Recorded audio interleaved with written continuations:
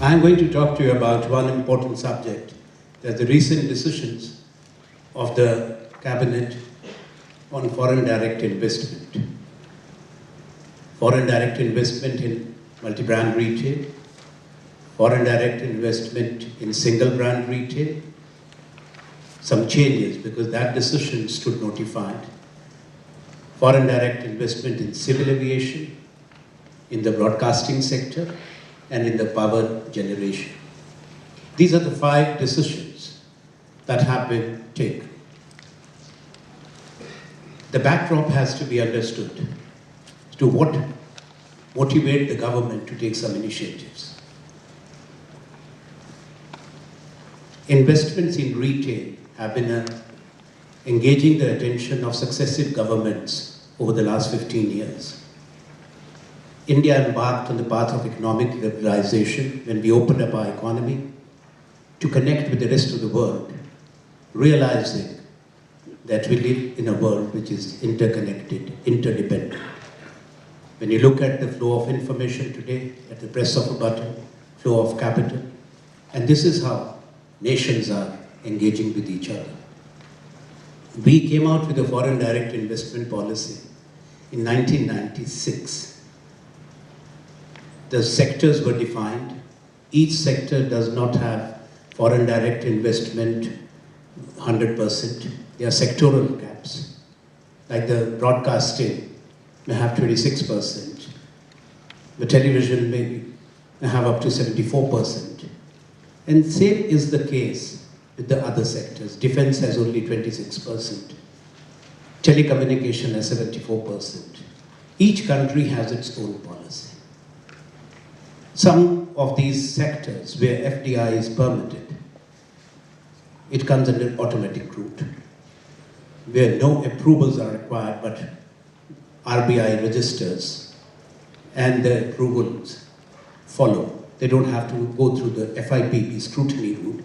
That's the Foreign Investment Promotion Board, which scrutinizes, and then accordingly the matters go to the Cabinet Committee on Economic Affairs. We have brought about changes there too. In January 2010, raising the limit, where even for the CCA approval, earlier the projects or investments, where the project cost was 600 crores, the Cabinet Committee on Economic Affairs approval was required. But we changed it. That was done when I was the Commerce and Industry Minister, my present responsibility, raising it to 1,200 crores, but removing the 2 important words, project cost. So it was net equity, which had to come in. The actual project cost could be $5-6 billion. So many changes have been there. Policy formulation is a continuous process. Rationalization, simplification, opening up. Now, India is a country which is primarily dependent on agriculture when it comes to food security, when it comes to sustenance of almost 60% of the Indian people. But at the same time, the share of agriculture in India's GDP has been going down, and it could be the same as the share of manufacturing in the GDP at 16%. But we are the second largest producer of fruits and vegetables in the world. We are the second largest producer of food grains in the world. Our food grain production is 250 million tons. That's the latest number. About 88 million tons would be the wheat, 100 million plus is rice, and plus you have pulses and oilseeds and coarse cereals. In fruits and vegetables, it's anywhere between 225 and 240 million tons. With vegetables, more than 190. But our post-harvest losses are very high. What the farmer produces, a large part of that perishes, particularly the fruits and vegetables, where the losses are as high as 40%. In case of food grains, it could be anywhere between 12 and 16%. Now, these are not the numbers which Congress party is giving. These are the well-documented numbers And even if you go by the World Bank reports, the Indian farmer ends up being the most exploited.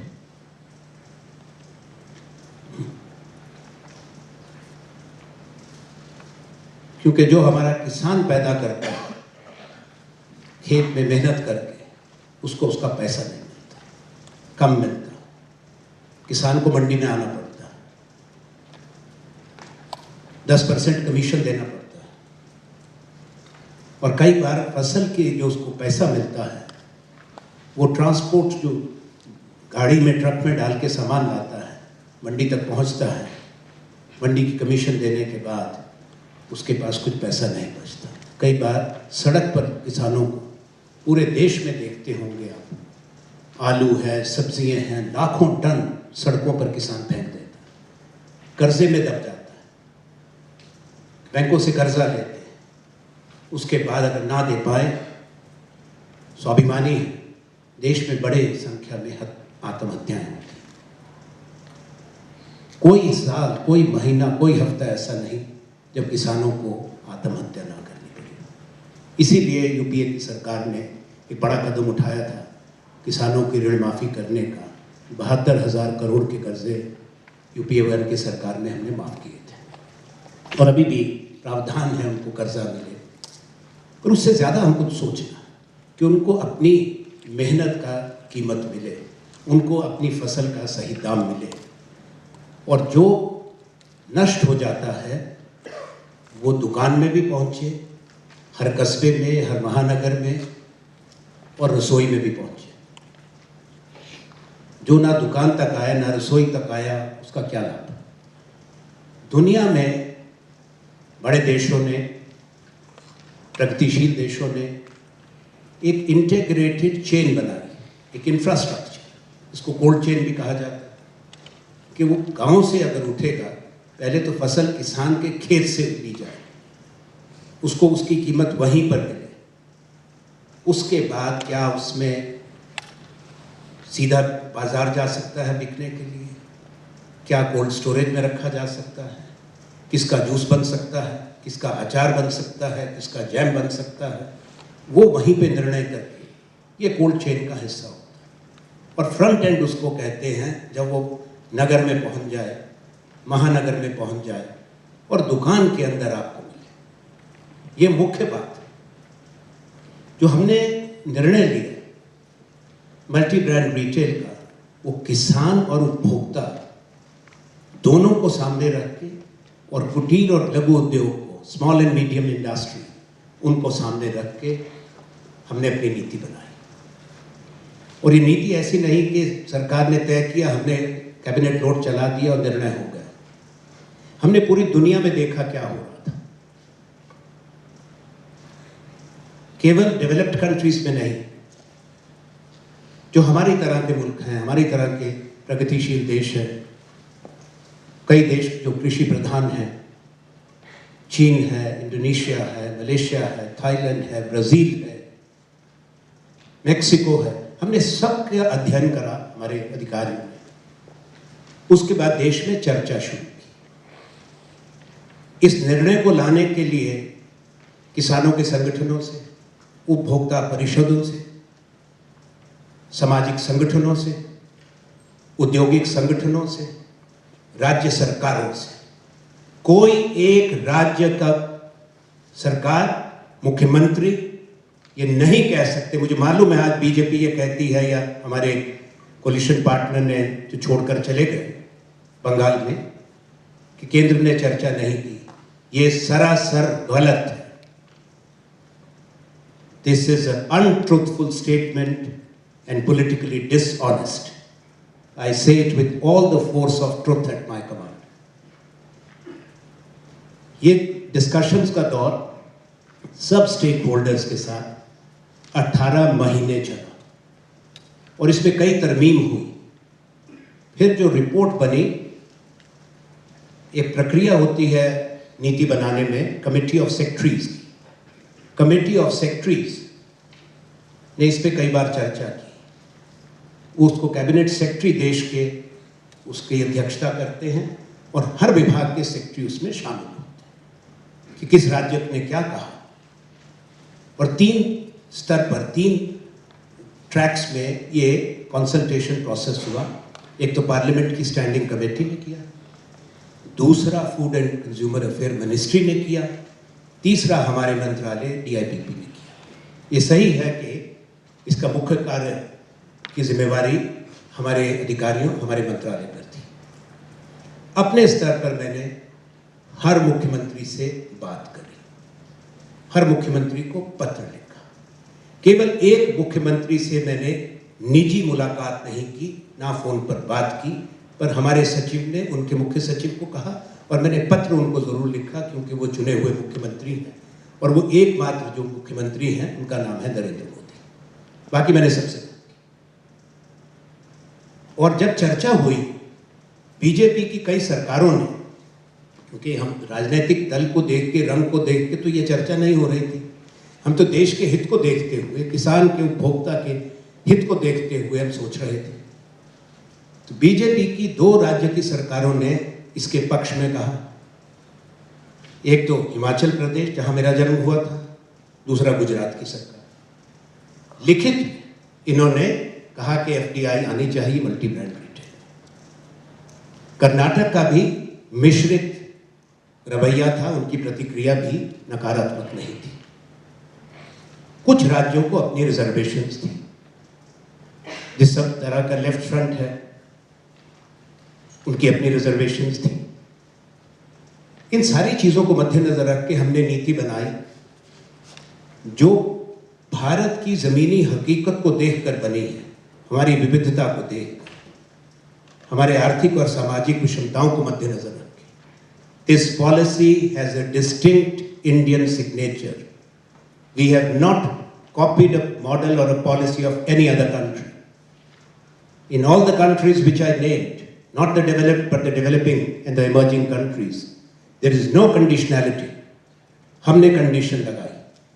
हमने कहा पहली शर्त, minimum FDI आएगी $100 million, 100 billion. आज की exchange rate के मुताबिक वो लगभग 550 करोड़ के नजदीक है। उसका 50% गांव में लगेगा, बैक एंड इंफ्रास्ट्रक्चर, जहां वेयर हाउसेज बनेंगे, नई टेक्नोलॉजीज हैं आज, सॉर्टिंग की, ग्रेडिंग की, कोल्ड स्टोरेज बनेंगे, एग्रो प्रोसेसिंग इंडस्ट्री लगे, फूड प्रोसेसिंग इंडस्ट्री लगेगी। फिर पूरी चेन जिसका मैंने जिक्र किया कि वो रेफ्रिजरेटेड ट्रांसपोर्टेशन तक जो प्रोसेस होके आता है या जो सीधा बिकता है वो भी रेफ्रिजरेटेड ट्रांसपोर्टेशन होती है, और फिर वो बाजार में आता है। बाजार में 2 जगह, एक तो wholesale point, cash and carry point जिसको कहते हैं, और दूसरा जो दुकान के अंदर बिकता है। यहाँ कई तरह का भ्रामक प्रचार है, मिथ्या प्रचार है कि किसान का नुकसान होगा। किसान तो इसके पक्ष में बोल रहे हैं, उपभोक्ता का नुकसान होगा।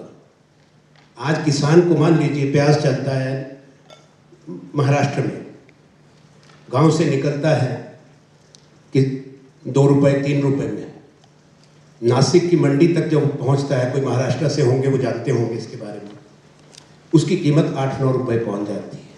मंडी की कमीशन के बाद मंडी के अंदर 2 ट्रांजैक्शंस होती हैं। जब नासिक मंडी से प्याज निकलता है तो उसकी कीमत मिनिमम 15-16 रुपए होती है, और जब आप दिल्ली में खरीदते हो 28 रुपए में, 20 रुपए में, 22 रुपए में। Lowest price realisation World Bank की लेटेस्ट रिपोर्ट में भारत के किसान की है। जो उपभोक्ता देता है उससे 14% से भी कम किसान पाता है। क्या ये न्याय संगत था? क्या ऐसी चीज चलती रहनी चाहिए या इसमें परिवर्तन होना चाहिए? दूसरे देशों ने बिना शर्त के 100% FDI आने दी, वहां कोई नुकसान नहीं हुआ, लाभ हुआ। हमारे यहां ये सब होगा तो गांव में भी और शहरों में लाखों लोगों को रोजगार मिलेगा। कम से कम जो कंजर्वेटिव जो एस्टिमेट्स हैं कि 6 मिलियन से 10 मिलियन नौकरी इसमें पैदा होगी with in 10 years. It depends also on how many states come on board. यहां मैं आपको एक चीज और बताना चाहता हूं। हमने दूसरी जो शर्त लगाई कि किसान से खरीदेंगे सीधे। तीसरा, उन्हीं शहरों में फ्रंट एंड खुलेगा रिटेल शुरू टू बिगिन विद, जहां की आबादी 1 मिलियन से ऊपर होगी, 10 लाख से ऊपर। भारत में 8,000 महानगर और नगर हैं, उसमें से केवल 53 की आबादी 1 मिलियन से अबव है। तो इसमें भी एक प्रश्न सामने आया, सीमावर्ती जो राज्य हैं जिनकी हॉर्टिकल्चर में स्ट्रेंथ है, जो फलों का सब्जी का उत्पादन करते हैं, उन्होंने कहा कि हमको कैसे आप वंचित करेंगे। और वो राज्य हैं असम, मणिपुर, उत्तराखंड, जम्मू और कश्मीर। और हमने इस पर गौर किया। जो पहले निर्णय हुआ था 24 नवंबर 2011 को, उसमें हमने कोई स्पेशल डिस्पेंसेशन इन राज्यों के लिए नहीं की थी। इसमें विलंब हुआ, विरोध हुआ, संसद नहीं चलने दी पिछले साल। हमने कहा हम एक दौर चर्चा और करें। हमने सबसे दोबारा चर्चा। मैं स्वयं पंजाब गया, प्रकाश सिंह बादल जी से मिला, भुवनेश्वर गया, नवीन पटनायक से मिला, कलकत्ता गया, ममता बनर्जी से मिला। अब जाहिर है कि नीति बनाना चुनी हुई सरकार का विशेषाधिकार है। It is the prerogative of the elected government of the day. Policy making is the executive prerogative. This is not something which Parliament has to make a law. But still we wanted to create a broad-based consensus. अब consensus stakeholders का होता है, केवल राज्यों की सरकारों का नहीं, पर राज्य की सरकारें भी हैं। 10 राज्यों की सरकारों ने लिखित में मांग की है। और मोहन गोपाल जी देश के संविधान को अच्छी तरह जानते हैं, आप सब लोग पढ़े हैं। केंद्र की सरकार को हर राज्य के समान अधिकार को जो संविधान देता है उसको स्वीकार करना है। Every state of the union under the constitution of the Republic has equal rights and one state can decide for itself whether to have this policy or the benefits of this policy or not. And this is exactly what I had shared with Mamta. जब उन्होंने कहा कि हम नहीं करेंगे, हमने कहा हम आपका सम्मान करते हैं, आप मत कीजिए। पर ये राज्य मांगते हैं कि नहीं, वो भी नहीं करेंगे। ये अधिकार किसी को नहीं है। वीटो क्या, वो यूएन सिक्योरिटी काउंसिल में तो होता है, हमारे संविधान में किसी को, किसी भी एक राज्य की सरकार को दूसरे राज्य को वंचित करने के लिए वीटो का अधिकार नहीं है। तो हमने जो भी किया है न्यायोचित है, एक बड़े पारदर्शी तरीके से किया। और ये सारा जो एक्सरसाइज थी, इंक्लूसिव थी, डेमोक्रेटिक थी, ट्रांसपेरेंट थी, खुले में चर्चा, सबको साथ लेकर बात की। अब हमारे विरोधी क्या कहते हैं? Bharatiya Janata party, left front और हमारे ये जो हमारे तृणमूल कांग्रेस छोड़कर गए, ये जितना मैंने इसकी गहराई में गया, बड़ी विचित्र चीजें सामने आई। पिछले साल जब निर्णय को हमने वापस नहीं लिया था, उसको रोल बैक नहीं किया था, पॉज किया था, सस्पेंड। इंग्लिश भाषा में वो चैम्बर्स और ये ऑक्सफोर्ड डिक्शनरी सारी हमने पढ़ी अधिकारियों ने, और कहा सबसे जो सही शब्द है, जो सख्त नहीं है, दैट इज सस्पेंड। सस्पेंड का मतलब आप उसको कभी भी रिवोक कर सकते हैं। इस तरह कंप्यूटर का पॉज बटन है, पॉज को हटा दें तो फिर काम शुरू करें। तो हमने ये कहा बार बार कि हमने इसको वापस नहीं लिया है, हमने सोच समझ के फैसला किया है। पर क्योंकि कांग्रेस पार्टी प्रजातंत्र में विश्वास करती है, सबकी बात फिर सुनी।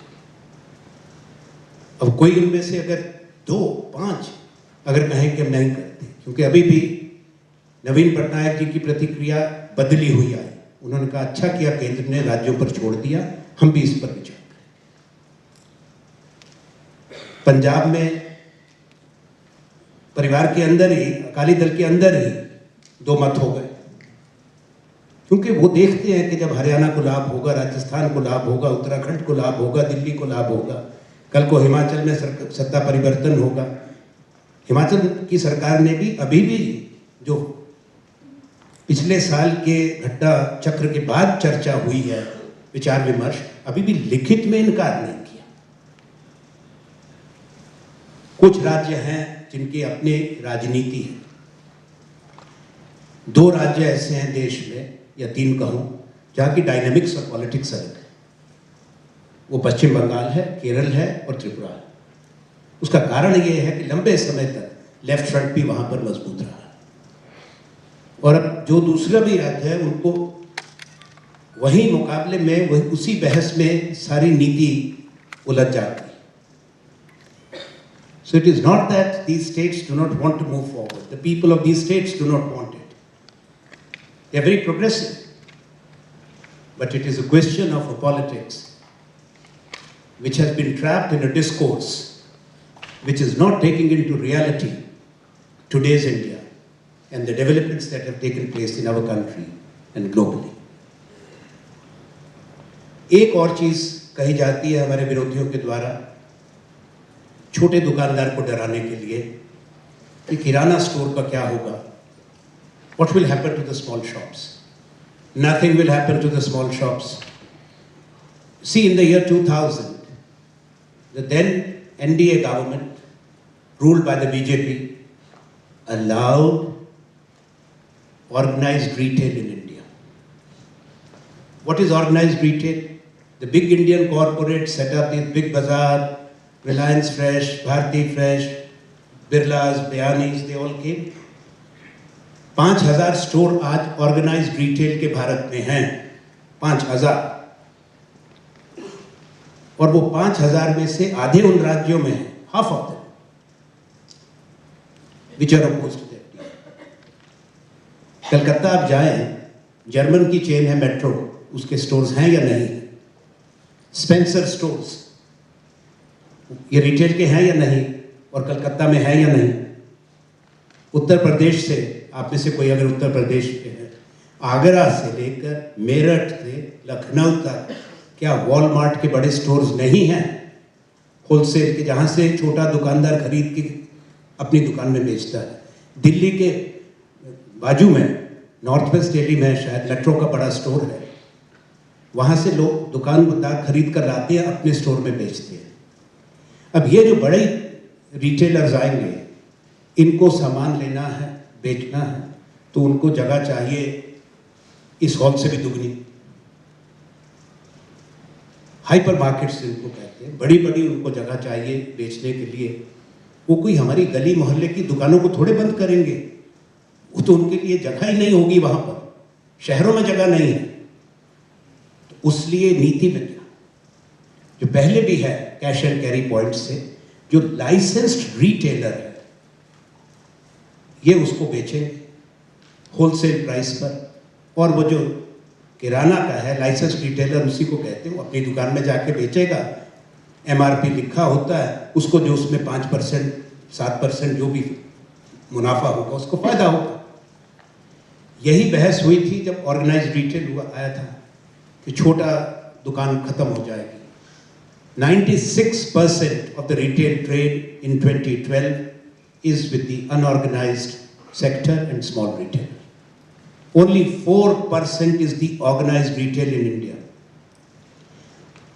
और जो यहाँ इन्वेस्ट जिन्होंने किया हमारे कंपनीज ने, वो मल्टीनेशनल हैं एक एक अपने में, चाहे रिलायंस है, चाहे टाटाज है, चाहे बिरलास है। They also have global scale operations. तो ये बहस तब भी हुई थी और ख़त्म हुई। अब हमने किया क्या? ऑर्गेनाइज्ड रिटेल में विदेशी पूंजी भी लग जाए,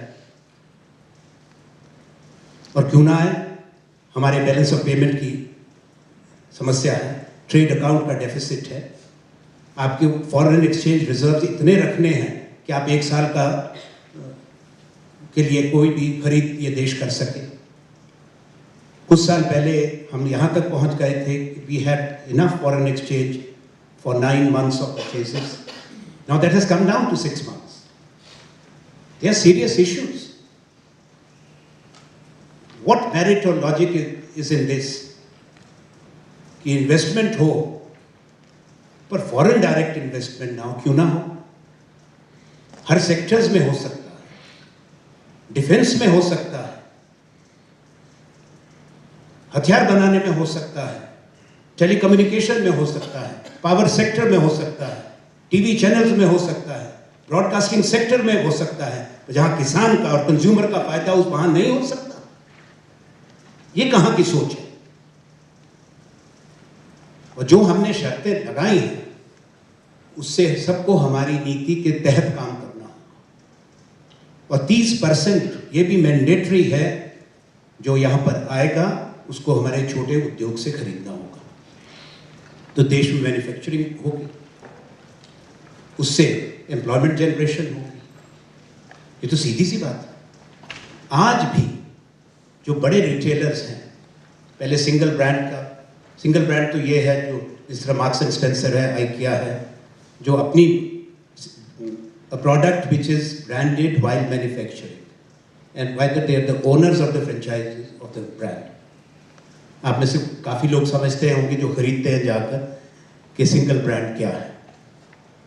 आइकिया है एक कंपनी जो फर्नीचर बनाती है, उनकी स्टोर्स में दुनिया में आप में से जो लोग बाहर गए हो, कोई कालीन बिकते हैं, लिनन बिकता है, तौलिए बिकते हैं, किचन अप्लायंसेस बिकते हैं, कटलरी बिकती है, क्रॉकरी बिकती है। उनका 100% कारपेट का सोर्सिंग भारत से है। आज भी वो हमारे हैंडलूम और हैंडीक्राफ्ट क्लस्टर्स के साथ काम कर रहे हैं। 30% जो आइकिया के दुनिया के स्टोर में लिनन, होम लिनन है, वो बिकता है, वो भारत से है। ग्लास की जो उनकी रेंज है वो भारत से है। और पिछले साल से जो स्टील की रेंज है for the home appliances the kitchen ware, वो सब हिंदुस्तान से जा रहा है। 1 बिलियन यूरोस की उनकी सोर्सिंग इंडिया से है।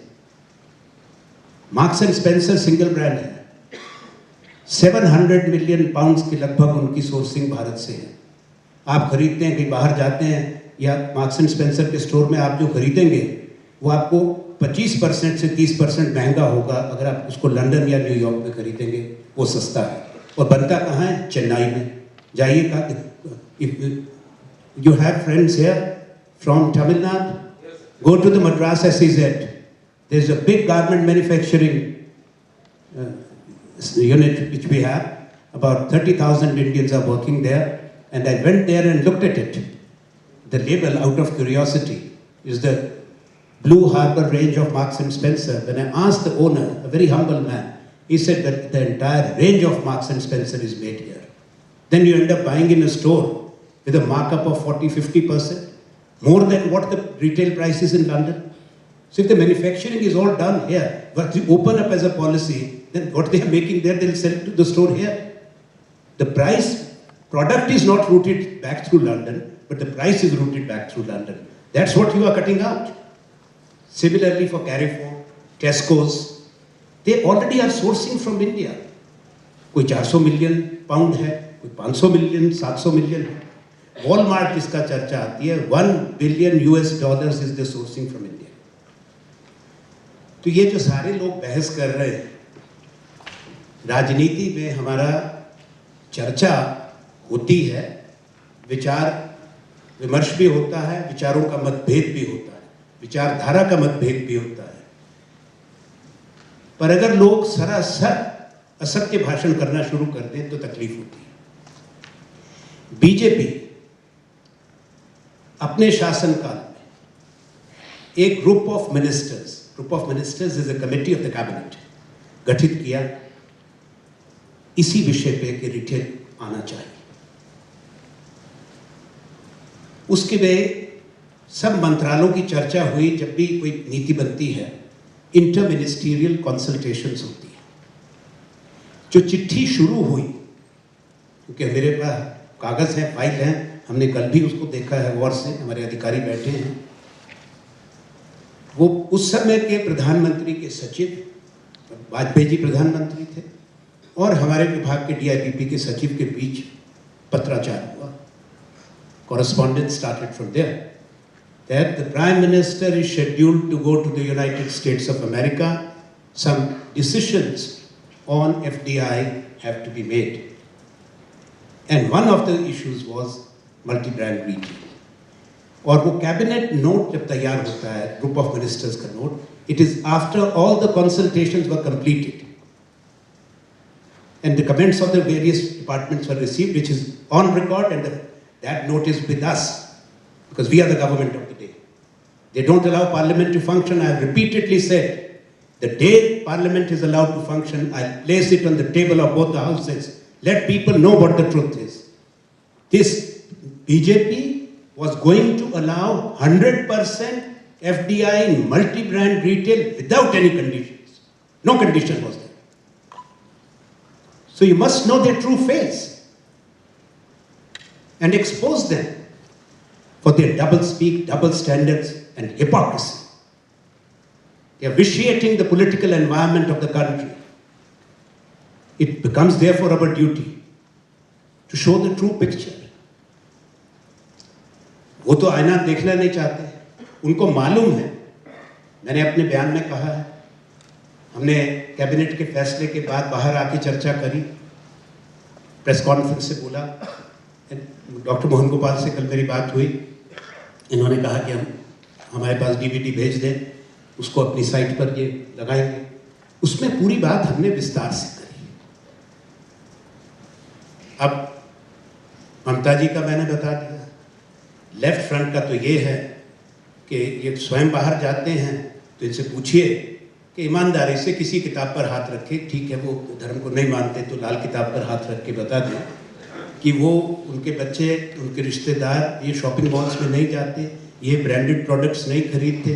सच्ची बात. दूसरा, चीन की तारीफ करते हैं. चीन में तो 100% है.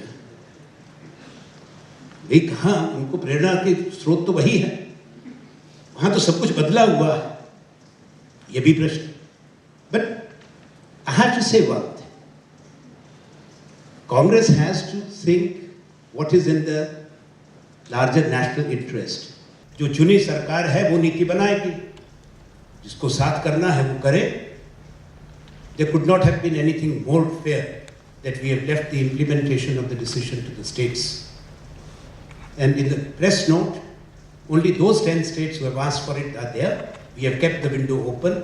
If any other states wants to join, they will have to apply to the union government. And they will get the approval. So what is this noise about?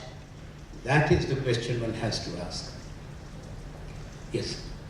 And lastly, as I conclude, I'll share something which I told Mamta, because Mamta had worked with me for years. She was one of the 5 general secretaries when I was the president of the Indian Youth Congress. So हमने ममता से पूछा, हमने कहा ममता बधाई हो, बंगाल में परिवर्तन होगा.